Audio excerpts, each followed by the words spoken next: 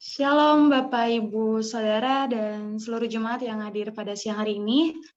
Puji nama Tuhan kalau kita semua boleh kembali berkumpul, walaupun masih terbatas oleh ruang dan waktu, namun kita sama masih semangat untuk memuji dan memuliakan nama Tuhan. Sebelum kita masuk ke dalam persekutuan pada siang hari ini, mari kita satu di dalam doa. Bapak yang baik, selamat siang. Terima kasih kalau Tuhan Yesus boleh menyertai kami. Kami ada sampai saat ini bukan karena kekuatan kami, itu semua karena anugerah-Mu saja, Bapak. Bapak yang baik, sebentar kami ingin memulai persekutuan pada siang hari ini. Tuhan Yesus yang boleh sertai persekutuan ini dari awal pertengahan hingga akhirnya. Kau juga yang nanti akan memberkati hamba-Mu, Bapak Pendeta Ruli Simorangkir, yang akan menyampaikan kebenaran firman-Mu. Tuhan yang memakai anak-Mu. Terima kasih Bapak yang baik, kami mau satukan hati kami ke hadirat-Mu. Hanya di dalam nama anak-Mu Tuhan Yesus Kristus, kami mengucap syukur dan berdoa haleluya. Amin. Sebelum masuk ke kebenaran firman Tuhan, dipersilakan kepada Pak Eli untuk menyampaikan satu pujian.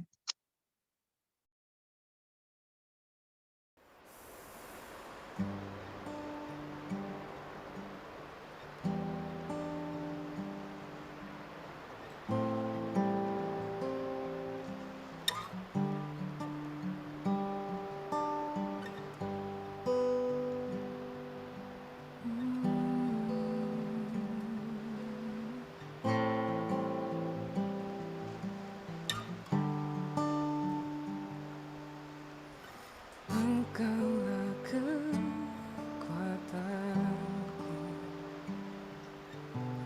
tempat perlindunganku saat badai menerpa. Aku tak akan goyah, aku tak akan goyah, sebab Kau sertaku.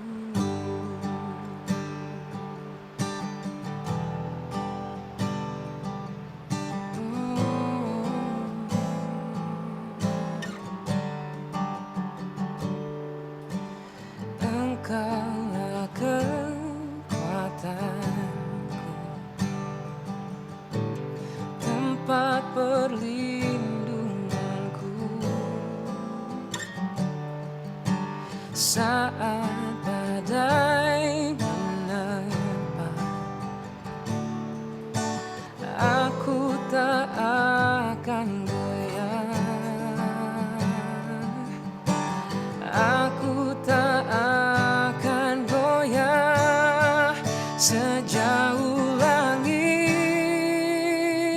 dari bumi, begitu besarnya kasih-Mu, penuhi hati kami yang rindu menyembah-Mu. Yesus, sejauh langit dari bumi, begitu besarnya kasih-Mu. Kaulah Tuhan, kekuatanku, sukacitaku.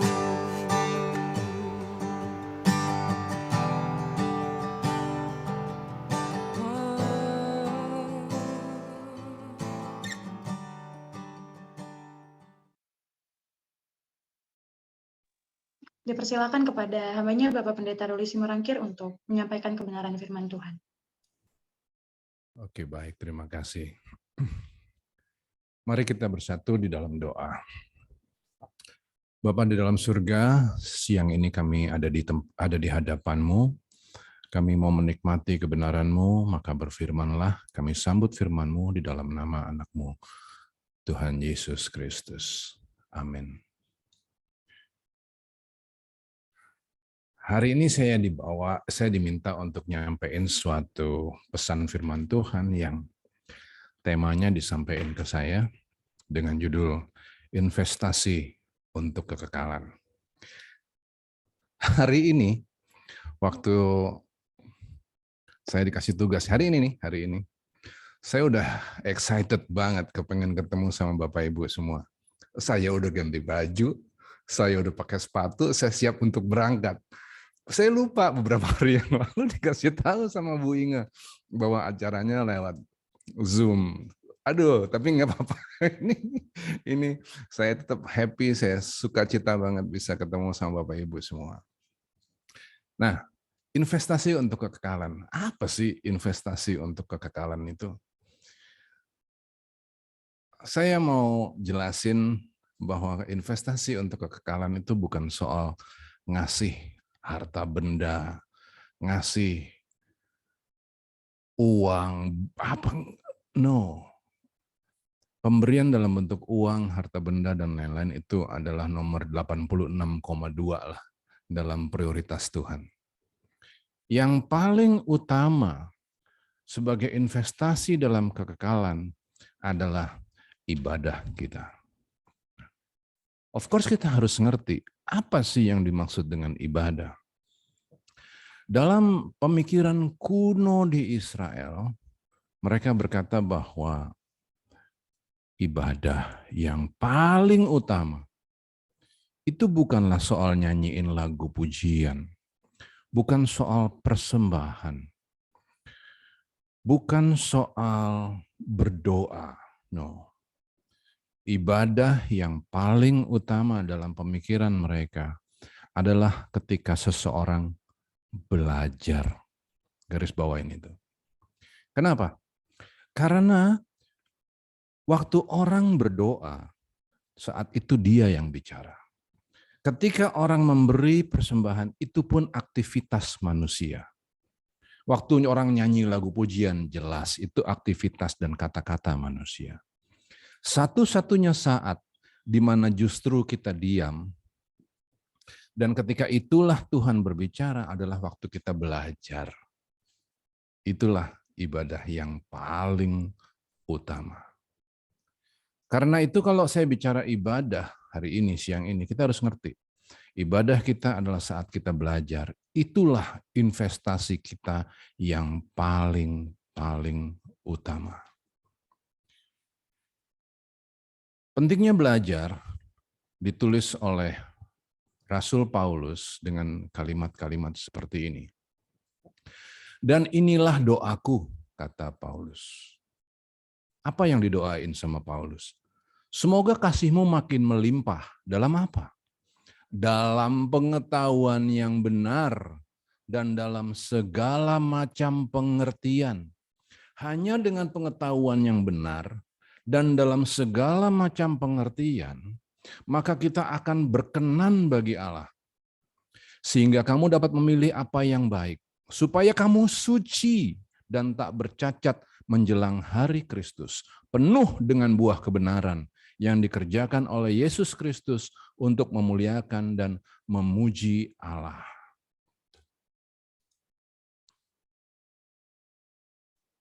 Bagaimana kita bisa menjadi suci dan tak bercacat? Ternyata adalah dengan belajar.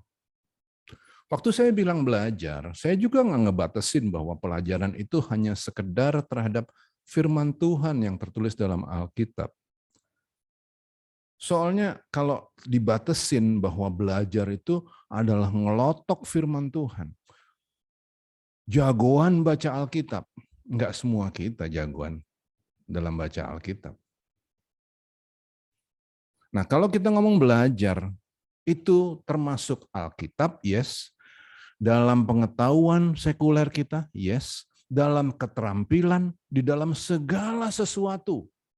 Itulah yang disebut dengan ibadah. Belajar dalam segala sesuatu. Untuk dukung itu, ayo kita balik. Kembali ke PL, Perjanjian Lama. Di PL juga diatur, dijelasin bahwa yang paling penting itu adalah tentang belajar. Ditulis begini di dalam Amsal. Amsal 3 ayat 12 sampai ke 18. Saya bacain.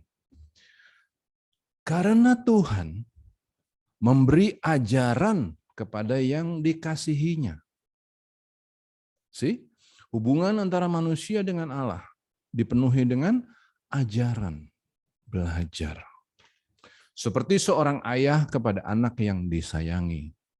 Berbahagialah orang yang mendapat hikmat, orang yang memperoleh kepandaian, karena keuntungannya melebihi keuntungan perak dan hasilnya melebihi emas. Lihat, ketika orang belajar, dan ketika belajar itu adalah segala sesuatu komprehensif, keterampilannya hebat. Lewat keterampilannya itu dia bisa bergaul sama banyak orang. Ketika dia bergaul sama banyak orang, dia mengagumkan. Keren banget nih orang. Di situ dia disebut sebagai orang yang penuh dengan hikmat. Orang yang penuh dengan akal budi. Keren kan? Nah, orang yang seperti itu, kata firman Tuhan, ia lebih berharga daripada permata. Apapun yang kau inginkan tidak dapat menyamainya. Enggak ada. Enggak ada yang lebih keren daripada segala hikmat itu. Baru terus disambut begini, di tangan kirinya kekayaan dan kehormatan. Di tangan kirinya kekayaan dan kehormatan. Jalannya adalah penuh bahagia. Segala jalannya sejahtera semata-mata. Oh, tadi saya kelewatan. Umur panjang di tangan kanannya, di tangan kirinya kekayaan dan kehormatan. Baru jalannya adalah jalan penuh bahagia. Segala jalannya sejahtera semata-mata. Coba lihat. Dan kalau kita buka lagi Amsal yang ke-8 misalnya, di situ dikatakan bahwa kekayaan adalah milik Tuhan. Dan Tuhan itu rindu untuk kasih segala sesuatunya kepada kita. Tapi coba lihat, kalau kekayaan itu dalam bentuk materi dan Tuhan kasih kepada kita, sedangkan kita bukanlah orang-orang pembelajar, kita bukanlah orang-orang berhikmat, wah, kekayaan itu bisa jadi problem. Karena kita nggak tahu harus dikasih kepada siapa, kapan, gimana cara ngasihnya, berapa besar, kita nggak tahu. Maka Tuhan bilang yang paling penting itu bukan kekayaan dalam bentuk uang, tapi yang paling penting sebagai investasi dalam kekekalan adalah orang-orang yang berhikmat. Orang-orang yang cerdas, keterampilannya luar biasa dalam segala sesuatu. Baru orang-orang seperti itu akan menjadi pemerintah, menjadi bagian dari pemerintahan Allah. Dia akan duduk di sebelah kanan Allah bersama-sama dengan Tuhan Yesus. Tuhan Yesus yang paling utama, tapi kita kan di sebelah sananya. Dia yang sulung, kita sebagai bagian dari pemerintahan itu kan. Bagaimana kita bisa jadi bagian dari pemerintahan itu kalau kita hari ini aja pengetahuannya kurang. Itu investasi dalam kekekalan. Nah, Tuhan bilang, kekayaan itu ada di tanganku. Dan aku rindu untuk ngasih segala sesuatu itu kepadamu. Untuk kasih hikmat. Aku kepengen banget kasih kamu hikmat. Kepengen banget. Dan hikmat itu adalah motor dari segala penciptaan. Aku kepingin kasih itu kepada orang-orang yang memang rindu untuk belajar. Supaya mereka menjadi orang-orang yang keren hari ini dan keren di dalam kekekalan. Investasi, itu investasi untuk kekekalan. Nah, saya lanjutin. Orang-orang yang seperti itu, yang keren itu, dikatakan seperti ini. Yuk kita baca sama-sama yuk, saya cari dulu ya. Nih. Amsal 3, yuk kita baca ya. Amsal 3 ayatnya yang ke-18. Nih. Amsal 3 ayat 18. Silakan. Fitria bacain. Amsal 3, 18. Ia menjadi pohon kehidupan bagi orang yang memegangnya. Siapa yang berpegang padanya akan disebut berbahagia. Keren kan? Keren. Orang yang penuh dengan hikmat, pinter, Tuhan nggak ragu-ragu. untuk kasih kekayaan. It's okay. Karena kamu pasti akan pakai kekayaanmu itu dengan hikmatmu, dengan kepinteranmu, dengan kesupelanmu untuk kepentingan orang lain. Maka kamu disebut sebagai apa, Fit? Berbahagia. Pohon kehidupan. Ia menjadi pohon kehidupan. Fitria menjadi pohon kehidupan. Amin. Dan siapapun yang berpegang pada Fitria yang dekat disebut berbahagia. Itu dia. Itu yang Tuhan cari. Nah, hanya manusia yang bisa jadi pohon kehidupan buat sesamanya. Nggak ada yang lain. Gitu. Nah, untuk bisa jadi pohon kehidupan, maka yang paling menonjol haruslah mengenai karakter. Pembelajaran kita, keterampilan kita, hikmat kita, semuanya itu membentuk karakter. Bill Hybels dalam bukunya Courageous Leadership nulis tentang pentingnya karakter. Bill Hybels bilang begini, seorang pemimpin, kita ini semua pemimpin kan, pemimpin Kristen, seorang pemimpin harus punya hal-hal berikut ini, kata Bill Hybels. 1, karakter. 2, keahlian. Masuk lagi ya keahliannya. Dan 3, pribadi yang menarik dan memukau. Urutannya harus gitu. Jangan dirubah nih, urutannya harus begitu. Pertama-tama harus karakter dulu. Sebab tanpa karakter, keahlian apapun, wah, rusak. Banyak orang ahli, banyak. Tapi tanpa karakter, hancur sehancur-hancurnya. Pribadi yang menarik tanpa karakter. Jadi para sultan yang ngomong, murah banget, iya kan, murah banget. Dia ahli bicara, iya. Dia menarik, dia memukau pribadinya, iya juga. Jadi waktu dia bilang murah banget, orang ngikut. Karena dia nggak punya karakter, hancur semua. Karakter itu dibentuk dari pengertian. Nah ya, karakter dibentuk dari pembelajaran. Yang kemudian diulang-ulang. Apa yang dipelajari itu diulang-ulang. Dilakuin lagi, dibikin lagi, dikerjain lagi. Sehingga lewat pengulangan itu menjadi suatu kebiasaan. Kebiasaan itu diulang lagi. Jadi karakter yang tetap hidup dalam kita. Itu investasi. Investasi dalam belajar, kemudian menerapkan yang dipelajari itu secara berulang-ulang, sehingga akhirnya yang diulang-ulang itu menjadi karakter. That's investation.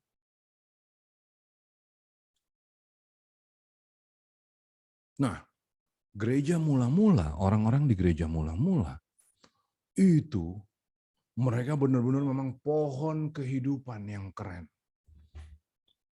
Yang bikin orang-orang sekeliling, orang-orang pagan, itu jadi bingung lihat mereka. Ini orang-orang Kristen-Kristen ini hebat banget ya. Gitu. Ada kesaksian Tertullius. Tertullius itu salah satu bapak gereja.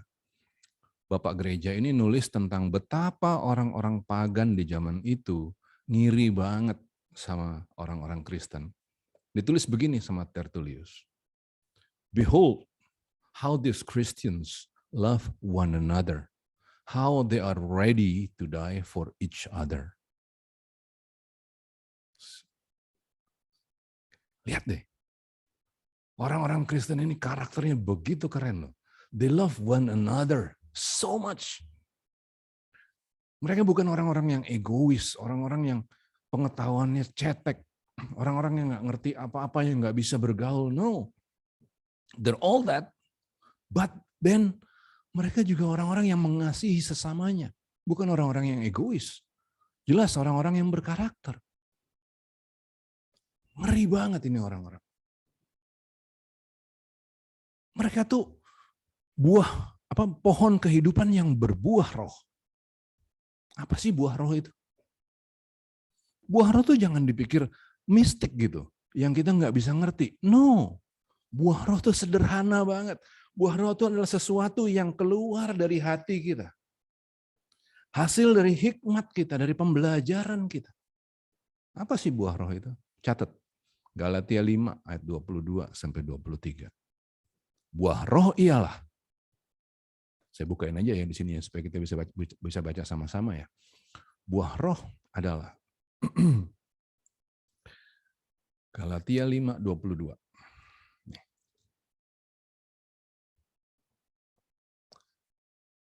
Tetapi buah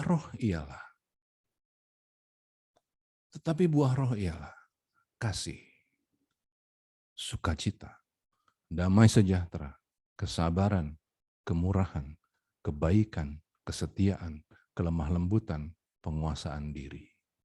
Itu buah roh.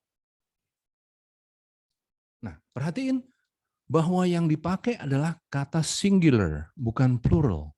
Biasanya kita selalu bilang buah-buah roh. Buah-buah roh. No, buah roh. Penting loh ini. Buah roh. Bukan buah-buah roh. Buah roh. Kenapa penting? Karena gini loh. Kalau kita adalah pohon kehidupan, pasti orang akan pegangan sama kita. Orang berharap sesuatu dari kita. Apa? Suatu buah. Orang yang lagi butuh untuk dikasih sukacita, berharap untuk dikasih sukacita. Jangan kita kasih yang lain. Orang lagi butuh untuk dirangkul, untuk dikasih comfort, untuk ditenangin. Kasih itu. Jangan malah dimarahin. Tapi gimana caranya kita tahu kapan harus marah? Kapan marah kita juga adalah suatu kasih, kan begitu kan? Marah juga bisa bentuk dari mengasihi loh. Kasih itu bukan cuma sekedar oh iya, iya. Kamu salah apapun aku mengasihi kamu. No. Kasih juga bisa nonjok. Nah, kapan kita harus kasih yang merangkul, kapan yang kasih yang memukul, kapan menegur, seberapa keras menegurnya. Kan perlu hikmat. Nah, jadi buah roh. Karena orang-orang di zaman kuno dulu itu, orang-orang Kristen pertama itu punya buah roh. Mereka punya hikmat, dia tahu kapan harus mengasihi, kapan harus memberikan sukacita, kapan harus bersabar, kapan harus lemah lembut. Orang-orang itu, orang-orang pagan di sekeliling mereka kagum dan ngiri.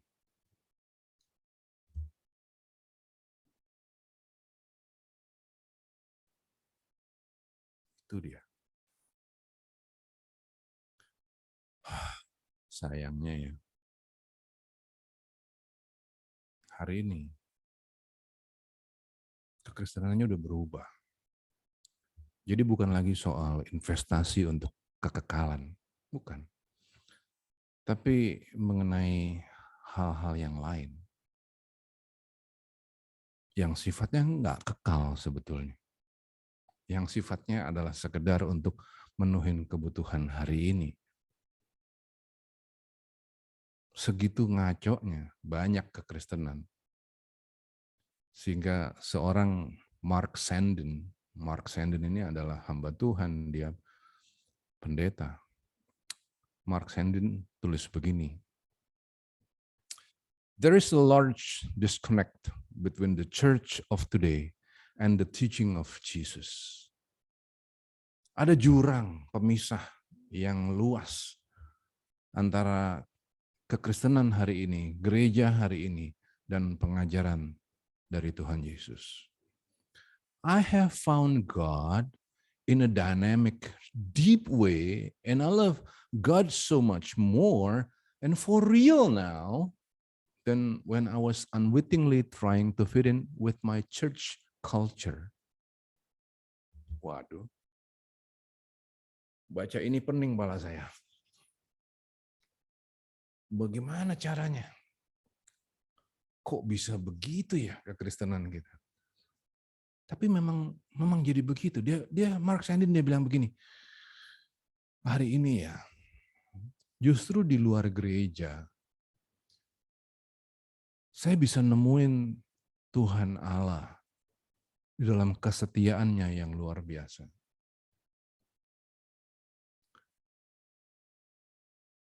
Aku udah 2 bulan, dia bilang, aku udah 2 bulan nggak ke gereja. Pendeta loh, hamba Tuhan loh. Dia 2 bulan dia nggak ke gereja.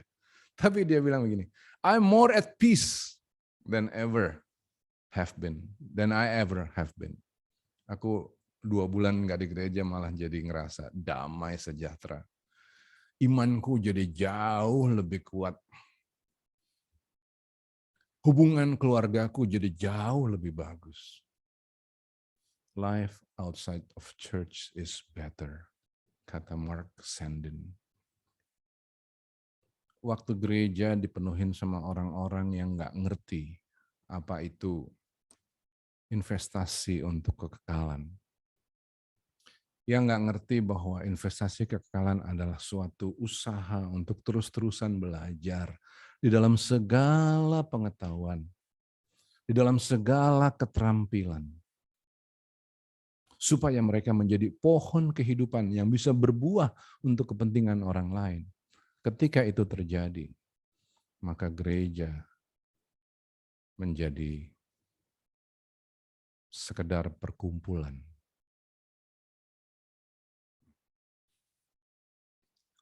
Kalau di teman-teman yang tergabung di MNC sini, pasti enggak kayak gitu.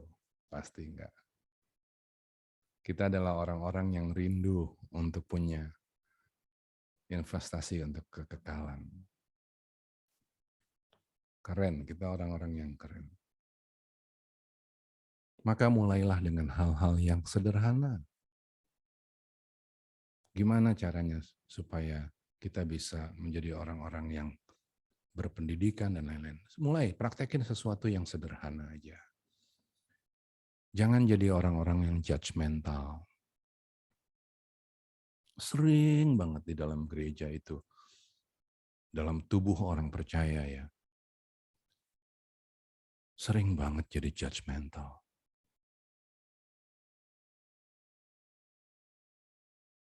Kenapa ya? Orang-orang yang cerdas, berpengetahuan luas, pasti nggak judgmental. Waktu ada perbedaan, pasti kalem. Pasti.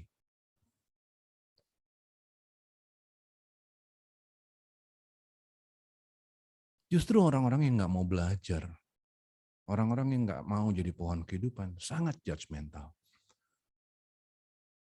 Ada orang yang beda dikit sama kita, langsung, wah kamu sesat, kamu pasti masuk neraka.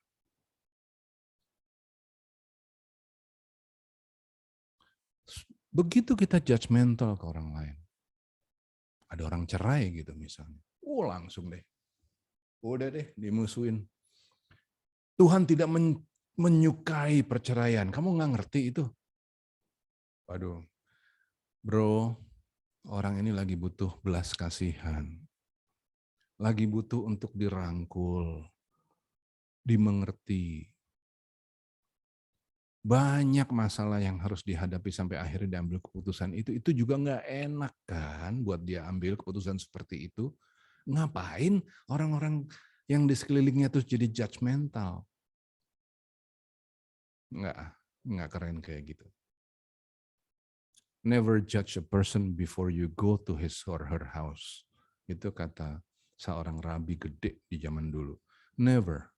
Never judge a person before you go to his or her house. Jangan pernah menghakimi sebelum kita tahu persis perkara orang itu.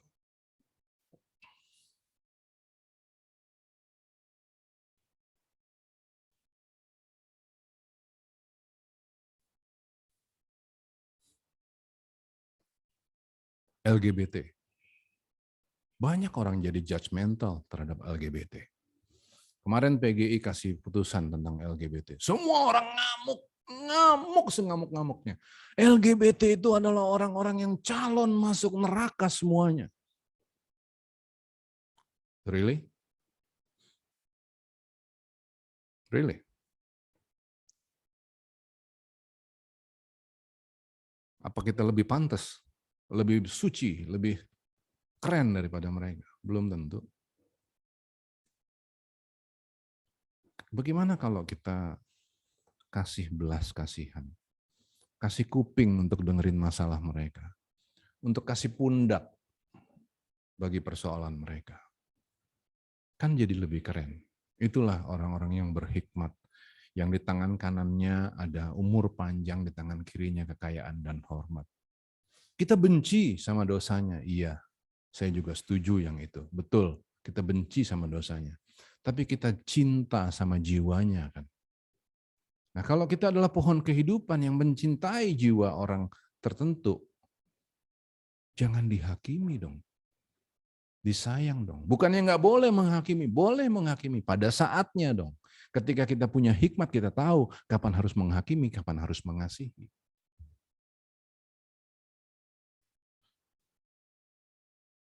Nah, saya akhiri pemberitaan firman ini di sini.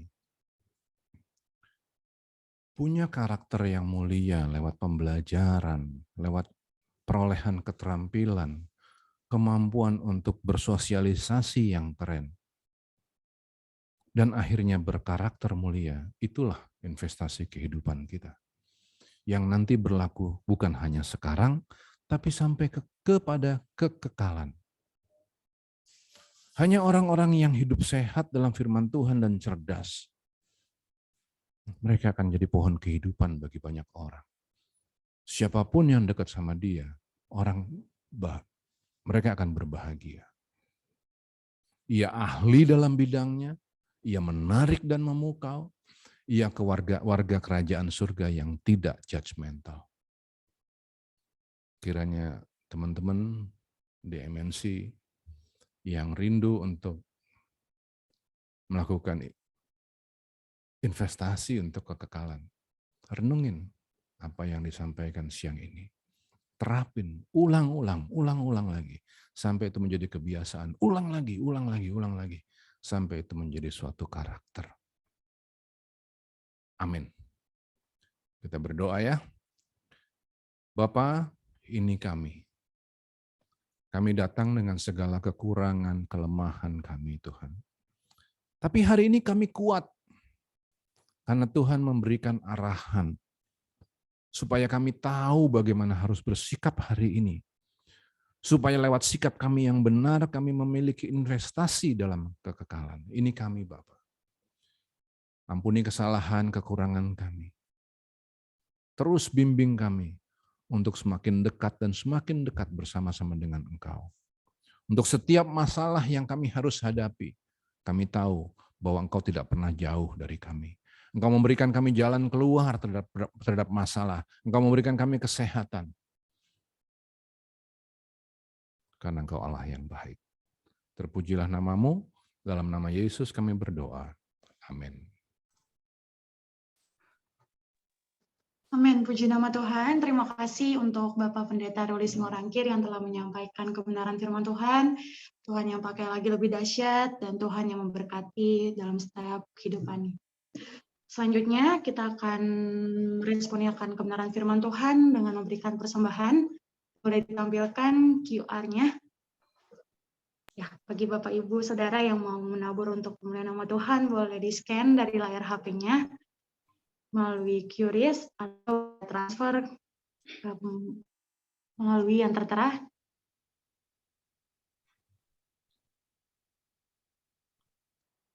Baik, selanjutnya pengumuman.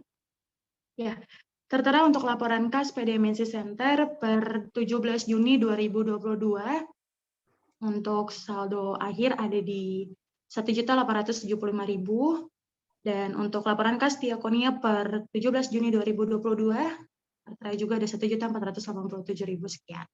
Bagi Bapak Ibu Saudara yang mau memberikan dan rindu, boleh menghubungi PIC Diakonia yang tertera atas nama Ibu Winda dan Bapak Ruben.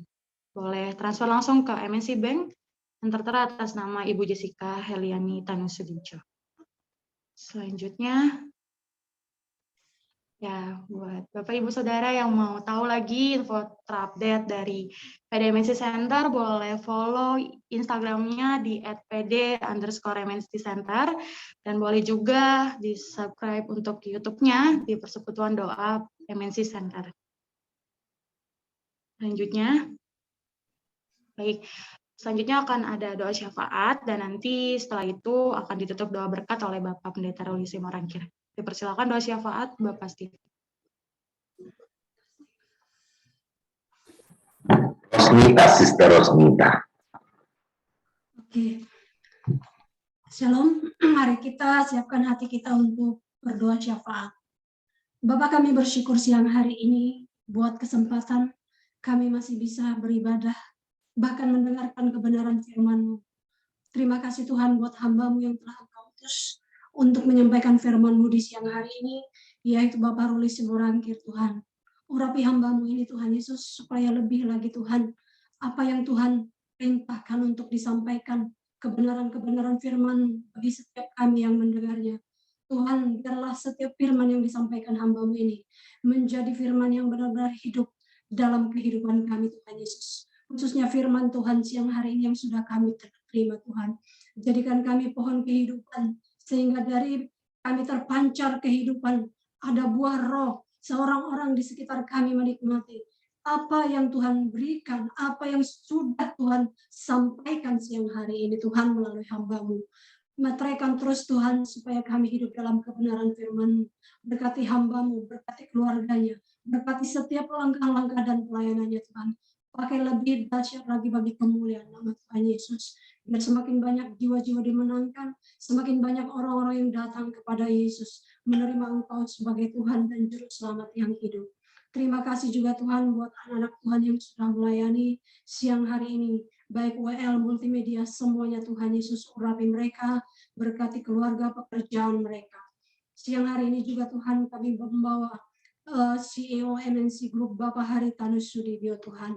Urapi hamba-Mu ini supaya terus menjadi berkat bagi Indonesia melalui perusahaan MNC Group dimanapun tersebar di seluruh Indonesia.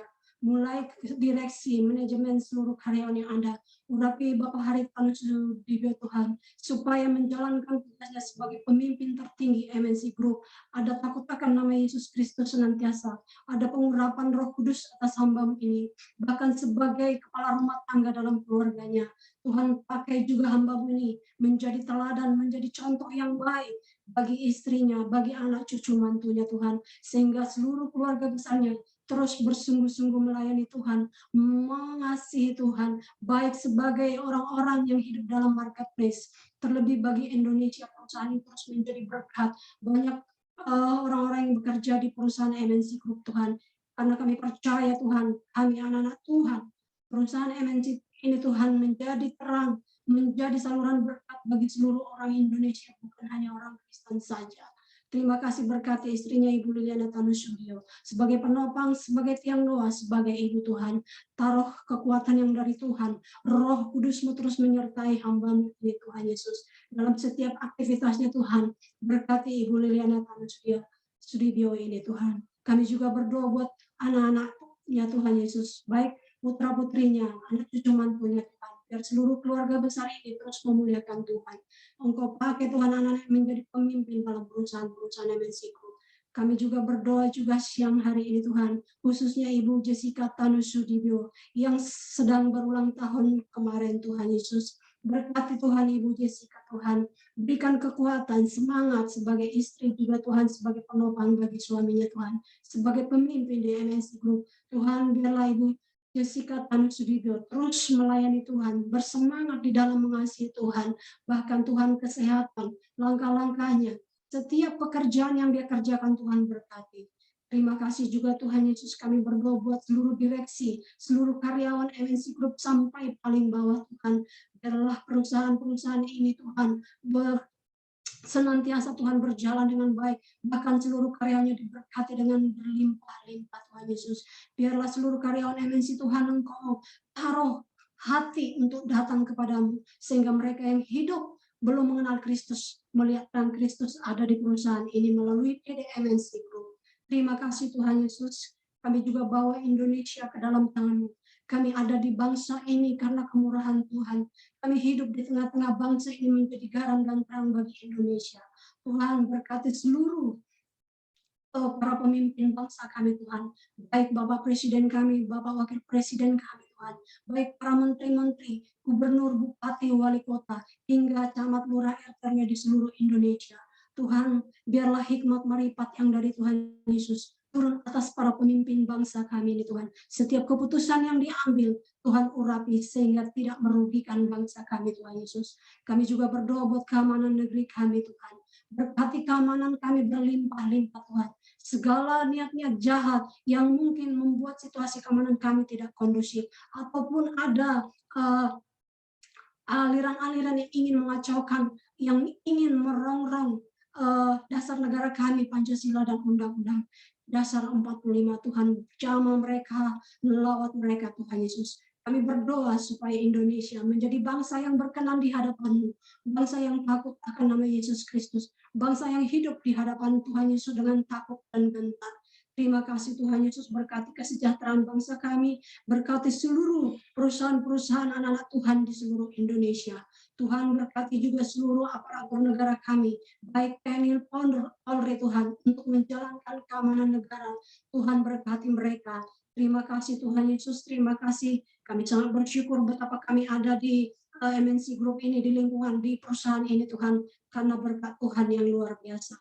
Tuhan, sebentar kami akan kembali beraktivitas ke pekerjaan kami masing-masing. Kami terus membutuhkan tangan Tuhan, menyertai kami, menjaga kami, membela kami dalam setiap pergumulan hidup kami. Terima kasih Tuhan, kami akan menerima berkat-Mu Tuhan melalui hamba-Mu. Kami sampai pada akhir dari pertemuan kami siang hari ini, Bapak. Kami mohon perkenanan Tuhan sehingga Engkau berkenan untuk memelingkan wajah-Mu dan memberikan berkat-Mu atas kami.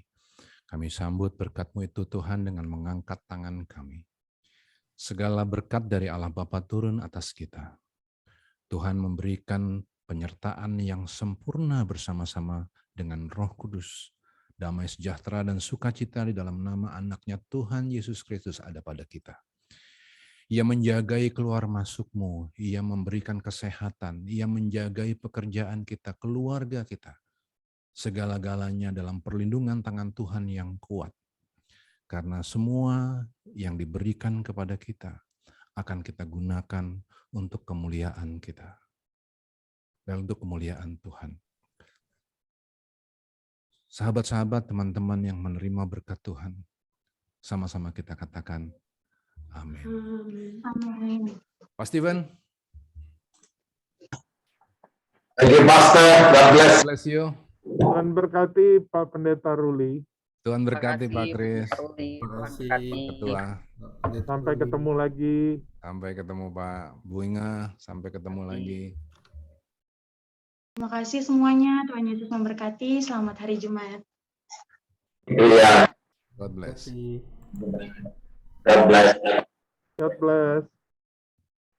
Peace.